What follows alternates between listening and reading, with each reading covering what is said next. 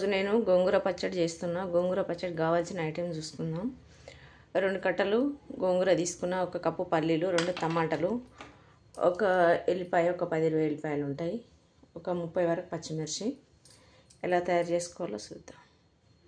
పొయ్యి మీద ఒక గిన్నె పెట్టినా, పల్లీలు వేసుకున్నాం. ఫస్ట్ పల్లీకి వేసుకున్నాం.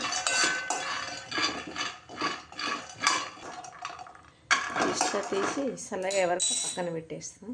చాట్లకైతే వేసి పెడతాం. చాట్లు తీస్తే తొందరగా చల్లగా అయిపోతాయి. ఇప్పుడు పచ్చిమిర్చి వేపుకుందాం.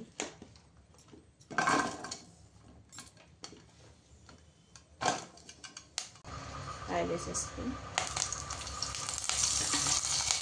ఆయిల్ వేసి మంచిగా ఎనిమిది వరకు కలుపుకున్నాం. ఇవి అయితే ఇరిపోయినాయి పచ్చిమిర్చి గిట. ఇవి పక్కకు ఒక గిన్నెలో తీసి పెట్టేస్తాం.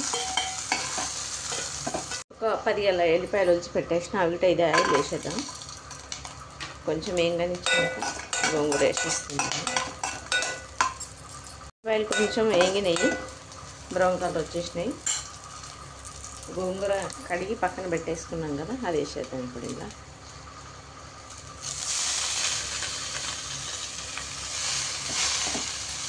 గోంగూరలో ఇంకా కొంచెం ఆయిల్ వేసేసుకున్నాం. ఫస్ట్ వేసింది కొంచెం ఎందుకు సరిపోదు, ఇంకా కొంచెం ఆయిల్ వేసి వేపేసుకున్నాను. ఇది మెత్తగా ఉడికేదాకా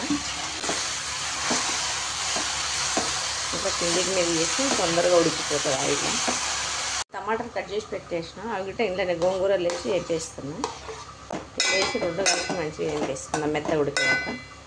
మంచిగా ఉడికిపోయింది గోంగూర. అయితే టమాటా ఉడకాలి, ఇంకా కొంచెం ఉడికిపోయింది మొత్తం. గోంగూర టమాటా మెత్తగా ఉడికింది. పొయ్యి అయితే ఆఫ్ చేసేస్తున్నాం.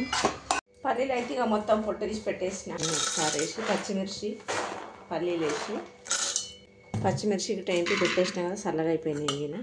ఇవి అన్నీ వేసి అందులో కొంచెం సాల్ట్ కూడా వేసేస్తాను. ఒక స్పూన్ వేసి ఇంకా కొంచెం వేస్తున్నాం. సరిపోకపోతే తర్వాత వేసుకోవచ్చు మన టేస్ట్ని బట్టి.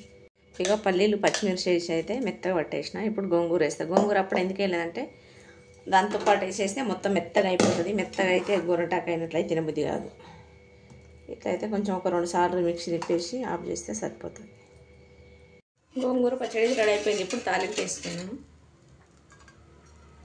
ఒక 2 స్పూన్లు ఆయిల్ వేస్తున్నాను. ఆయిల్ అయితే వేడైంది. తాలింపు గింజలు వేస్తున్నాను.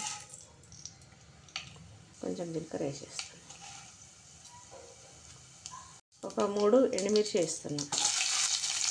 తాలింపు గింజలు అయితే ఎండిపోయినాయి. పొయ్యి ఆఫ్ చేసేస్తున్నాను. ఆయిల్ చల్లగైనాక అలా గోంగూర వేస్తాను. ఇందులోనే కొంచెం ఒక సగం చెంచాడు పసుపు వేస్తున్నాం. అందులో వేస్తే పచ్చివాసన వస్తుంది. ఆయిల్ వేస్తే ఎంగిపోతుంది కదా, వాసన రాదు. ఏవో మిక్సీ పట్టేసిన గోంగూర గిట్ట వేసేస్తాను. నేను ఇట్లా వేసి మంచిగా కలిపేస్తున్నాను.